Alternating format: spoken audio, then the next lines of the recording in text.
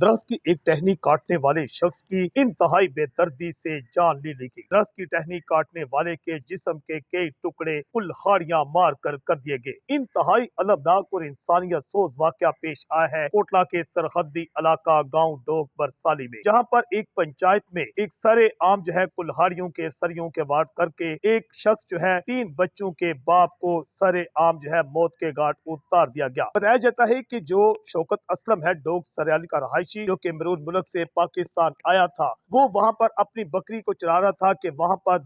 کٹے ہوئے درخت کی ٹہنی کاٹ کر اس نے بکری کو کھلا دی اور اس دوران لڑائی جھگڑا شروع ہو گیا۔ لڑائی جھگڑا بڑھتے بڑھتے آخرکار یہ پنچایت تک پہنچا اور جو ملزمان ہیں انہوں نے اپنے گھر میں پنچایت رکھی۔ جب شوکت اسلم اس پنچایت میں منظور حسین کے گھر پہنچا تو وہاں پر تکرار شروع ہو گئی اور لڑائی جھگڑا کے دوران وہاں پر منظور حسین، غلام حسین اور عمران نے کلہاڑیوں کے ڈنڈوں کے اور سریوں کے وار کر کے شوکت حسین کے جسم کے ٹکڑے کر دیے اور وہ شدید زخمی ہو گیا، جبکہ ملزمان موقع سے فرار ہو گئے۔ شوکت اسلم کو تشویشناک حالت میں مقامی ہسپتال لے جایا گیا، جہاں وہ زخموں کی تاب نہ لاتے ہوئے دم توڑ گیا۔ بمبر پولیس اس نے دعویٰ کیا ہے کہ چھاپے مار کر تینوں ملزمان ان کو پولیس نے گرفتار کر لیا ہے اور اس سلسلہ میں مزید کارروائی کا